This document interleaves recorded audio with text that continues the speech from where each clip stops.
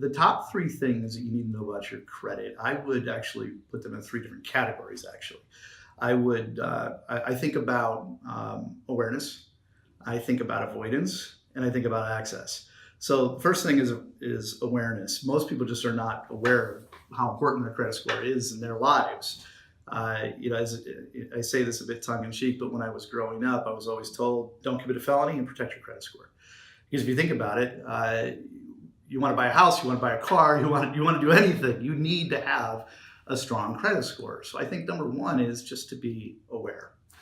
Number two is avoidance. There are some people, many people actually, that avoid the bill collector. They avoid their creditors calling.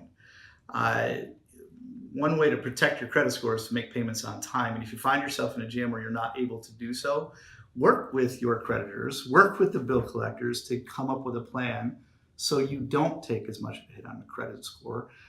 If you avoid it, it's just going to get worse. And then, of course, it leads to those other problems we talked about on just being aware on how important a credit score is. And then the last thing I would say is access. You can actually access your credit score on a consistent basis. There are apps out there. There are things like Credit Karma, or if you have a credit card, they will give you an estimate of what your credit score is. They're not perfect. It is just an estimate, but it gives you an idea of where you stand from a credit perspective.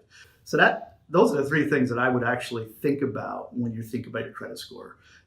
Make sure you're aware, make sure you don't avoid it, and make sure you gain access to it.